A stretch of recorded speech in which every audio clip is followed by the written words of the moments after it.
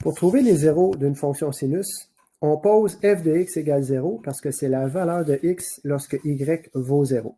Ensuite, on résout l'équation et pour ça, il faut avoir vu la capsule précédente là, qui s'intitule « Résoudre une équation se ramenant à un sinus à une variable ». Assurez-vous d'abord qu'il y a des zéros. Alors là, je vais trouver le point d'inflexion, HK ici, qui est 1,3. Et je vais trouver l'amplitude qui est égale à la valeur absolue du paramètre A, qui est 5. Je détermine ensuite le minimum, qui est K plus A. Le minimum, que dis-je, qui est K moins A, donc 3 moins 5, ce qui fait moins 2. Puis le maximum, K plus A, j'ai donc 3 plus 5, qui fait 8. Donc, je sais que l'image de ma fonction est de moins 2 à 8 et que son point d'inflexion est à 3. Donc, elle va traverser l'axe des x, la courbe va faire ça comme ça, puis l'axe des x est quelque part ici. Donc, j'ai des zéros, alors je peux procéder. Je pose donc y est égal à 0. Je vais le mettre dans l'autre sens, c'est plus stratégique. Alors, 5 sin de 2 fois x moins 1 plus 3 égale 0. Alors, moins 3 divisé par 5, j'ai donc sin de 2 égale x moins 1 fois x moins 1 est égal à moins 3 cinquièmes, donc moins 0,6. J'isole l'argument du sinus. 2 fois x moins 1 est égal à l'arc dont le sinus est moins 0,6. Alors là, deux choses. Commencez par déterminer la période. Donc, la période, c'est 2π sur valeur absolue de b. Donc, 2π sur 2, ça fait donc π. Alors, la période est de π. Là, je vais avoir 2 fois x moins 1 qui est égal à la valeur de l'arc dont le sinus est moins 0,6. Donc, j'ai deux arcs dont le sinus est égal à 0,6. Alors, ce n'est pas une étape que vous êtes obligé de faire ici, mais je vais la faire pour vous aider à comprendre. Et pour ce faire, j'ai tracé ici un cercle trigonométrique. Voilà, j'ai marqué les coordonnées. Et je vais placer ma valeur du sinus qui est moins 0,6. Alors, je sais que je cherche la mesure de l'arc dont le sinus est moins 0,6. Alors, je cherche une mesure de l'arc d'abord qui fait ceci.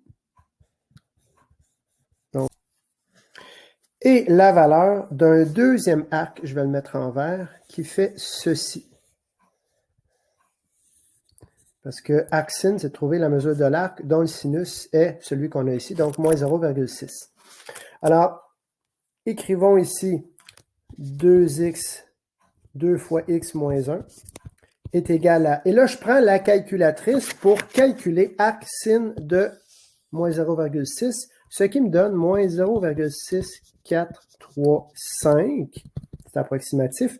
Et pour trouver l'autre valeur possible, on a 2 fois x moins 1 qui est égal à pi moins la valeur qu'on a trouvée ici, donc moins l'arc sin de moins 0,6, moins 0,6435. Donc, j'ai 2 fois x moins 1 qui est égal à pi, c'est 3,1416 moins 0,6435, ce qui fait approximativement 3,7851. Alors, allons voir si ça a du sens. Ma première valeur ici, moins 0,6435, c'est une mesure d'arc en radians. Donc, ça a du bon sens que j'ai 0,6435 radians ici, négatif, parce que je vais dans le sens horaire. Et si je regarde la mesure de ça, ça c'est pi radian, un demi-tour, donc 3,1416, plus le 0,6435 qu'on avait ici, ce qui me donne 3,7851. Donc, c'est le sens des deux nombres qu'on va trouver ici et qui vont nous permettre de continuer par la suite. Alors, il s'agit ensuite d'isoler le x, donc je divise par 2 ici. X moins 1 est égal à moins 0,6435 divisé par 2, donc moins 0,3218. Donc, x est environ égal, et là, j'ajoute 1 à 0,6782. J'ai trouvé une première valeur de x. Je vais trouver la seconde ici, donc x moins 1, je divise les deux membres par 2, ce qui me fait 1,8925. Et x est égal à, j'additionne 1, 2,8925. Là, j'ai trouvé les deux valeurs de x. Et une fois que j'ai déterminé la valeur de ma période, ben, je peux, en compréhension, déterminer que l'ensemble solution, les zéros, sont les valeurs de x qui appartiennent à l'ensemble solution suivant.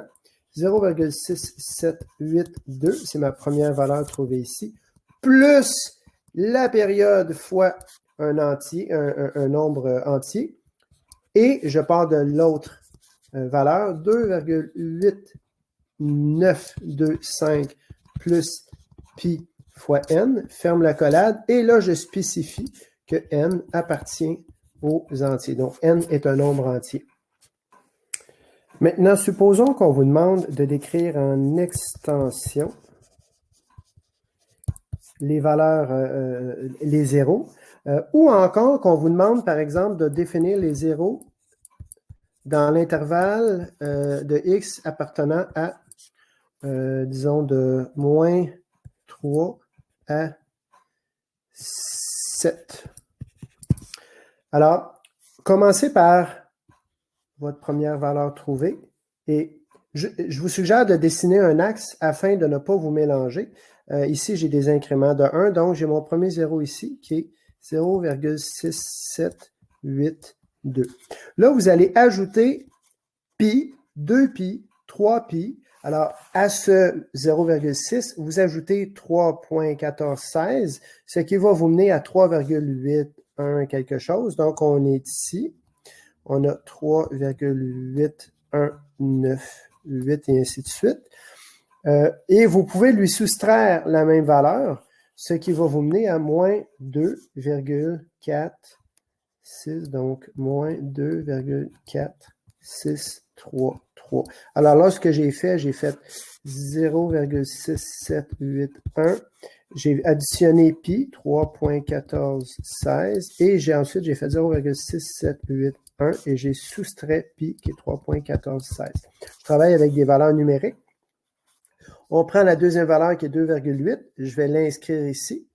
Alors, j'ai mon 2,8925. Et je fais la même chose. J'additionne pi, donc plus 3,1416. Ça va me donner 6. Oups, je vais changer de page. 6,03, donc on a un point qui est à peu près 6,0341. Et je lui soustrais encore pi, donc 2,8 moins 3,1416, ce qui mène à moins 0,249, donc moins 0,249. Et je pourrais continuer ainsi de suite. Mais je m'assure d'abord que j'ai toujours ici un intervalle de plus pi à chaque fois. Même chose ici, plus pi à chaque fois, comme ceci. Et là, ben, je pourrais continuer jusqu'à ce que j'ai complété l'intervalle demandé. Alors, je sais que ça part par là et je sais que ça s'arrête ici. Donc, je peux finir en extension pour dire que x appartient à l'ensemble solution. Et là, je donne mes valeurs une après l'autre en ordre croissant, comme ceci. Je les écris à l'intérieur et je ferme la collade et le tour est joué.